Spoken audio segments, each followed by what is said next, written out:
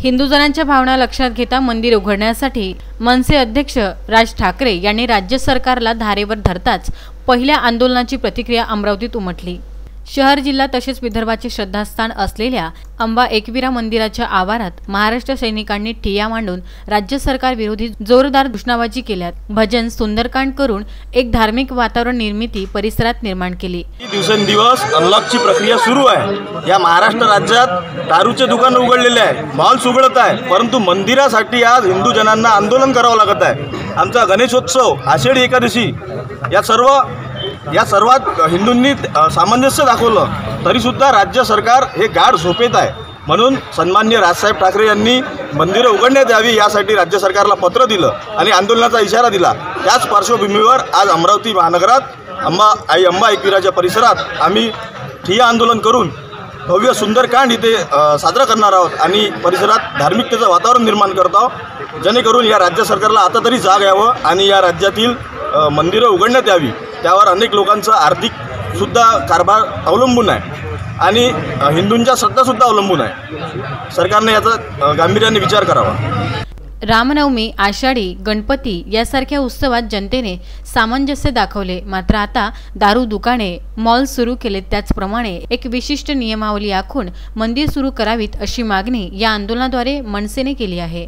गेल्या 6 महिन्यापासून आपण सर्वजण कोरोनासारख्या महामारीला तोंड देत आहोत आणि या संकटकालीन परिस्थितीमध्ये अनेक लोकांच्या नोकऱ्या गेल्यात, उद्योगधंदे बंद झाले, अनेक व्यवसाय बंद झाले आणि काही परिवारांवर तर 2 वेळच्या जेवणाची सुद्धा विचार करायची वेळ आलेली आहे।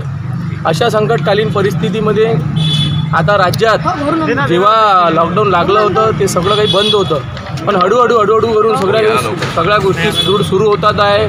मॉल सुरू झाले, 3 स्टार 5 स्टार हॉटेल सुरू झाले आणि सार्वजनिक कार्यक्रमाची उपस्थितीची 100 लोकांची परवानगीसुद्धा दिल्या जात आहे। आणि अशा परिस्थितीमध्ये मंदिरं आतापर्यंत का बरं नाही उघडली? या सरकारला हिंदू विरोधी सरकार आहे असं सगळ्यांना वाटते आहे। हिंदूंचे भावना दुखवण्याचं काम या सरकारमार्फत सुरू आहे। एक मंदिरावर अवलंबून असणारी काही व्यावसायिक मंडळी असते, यांचं उदरनिर्वाह सगळं काही मंदिरावर राहते। मंदिरात पूजा करणारे पुजारी असो, त्याच्यावर अवलंबून व्यवसायी असो, शहराची अर्थव्यवस्था म्हणा, एका गावाची अर्थव्यवस्था त्या मंदिरावर अवलंबून राहते।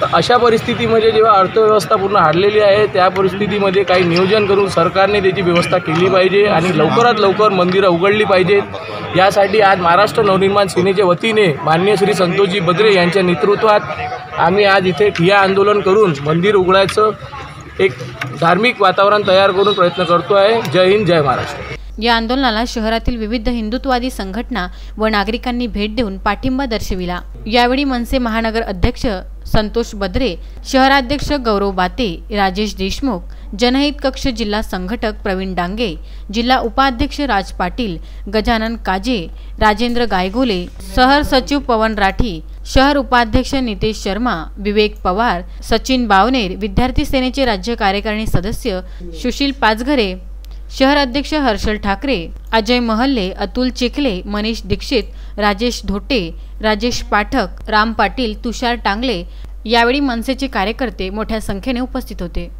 गेल्या 6 महिन्यापासून कोरोनाच्या महामारीमुळे इथे देशभर लॉकडाऊन करण्यात आले आणि हळूहळू हे लॉकडाऊन शिथिल करत काही दुकान उघडण्यात आले, दारूचे पण दुकान उघडण्यात आले।